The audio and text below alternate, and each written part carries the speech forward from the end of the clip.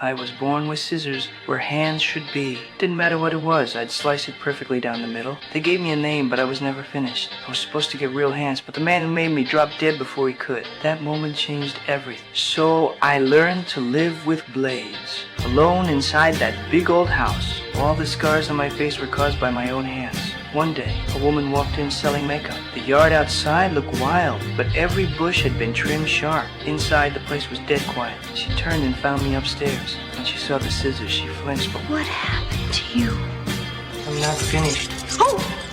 Put those down. Don't come any closer. Just, please. Once she noticed the scars, she looked at me with real pity. She dabbed my cuts with alcohol, and right then, I felt something soft I'd never known. Kindness. After learning I had no one, she brought me home with her. The moment we stepped inside, she showed me around like I was family. And when she mentioned her daughter, something new stirred in my chest. Her family didn't treat me like an outsider. If anything, the house felt more alive. That day, her husband was trimming trees. He didn't know I had a gift. Minutes later, I shipped a baby T-Rex. Before he even blinked, I carved the whole family from hedge. Neighbors started noticing a strange guy at her place. They showed up, curious. She had no choice but to throw a party. Surprisingly, people liked me. That night, I was put in the daughter's room. When she came home early from camp, walked in, took off her coat, I panicked and covered my face. And in the mirror, she saw a stranger staring back.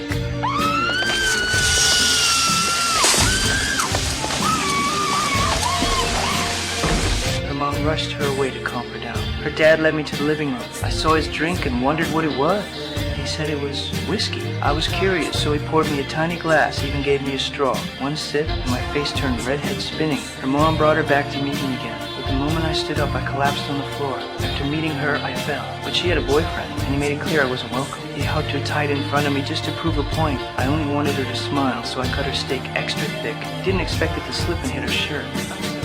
On Christmas, I carved an angel from ice for her. She stood there in the snow. Maybe she felt the magic, but her boyfriend shouted. It startled me so bad, I nicked her arm. I ran to check on her, but he shoved me back, yelling threats, and threw me out. Everything he did, she saw it all. That was the end of them, but I had still hurt the girl I loved. I tore the clothes from my body. No matter what I did, I was still a danger to people. I snapped, sliced open tires on the street, even ruined my favorite garden piece. Using cars on the street. The neighbors immediately called the police. The police arrived quickly. The townspeople gathered together to condemn me. They begged the sheriff to protect them. They were terrified of being attacked by me. But at that moment, I was sitting by the road with a dog. I cut its long fur so it could see the world clearly. And then a police car suddenly rushed towards me. I had no choice but to run. Nowhere to go. I ended up back at Kim's house. Kim had been waiting for me at home all along. I wanted to hold her tight, but I couldn't do it. I was afraid of hurting her again. But Kim wasn't afraid. We held each other tight. Suddenly, police sirens blared on the street. I realized something was wrong. I left immediately. The police cars chased me all the way. I ran back to the castle. The sheriff stopped chasing when he saw me enter the castle. But the townspeople wouldn't give up. They wanted me dead. They rushed up the mountain in crowds. Kim rushed into the castle. She told me to run away quickly. They're coming. I'm so afraid. I thought you were dead. I didn't. Suddenly, Jim fired at us. I couldn't let anyone hurt Kim.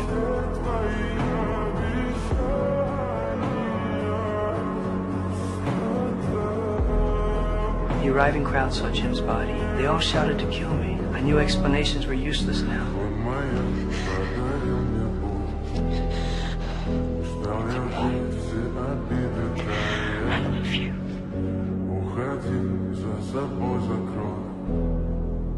Сколько бы я не просил, ты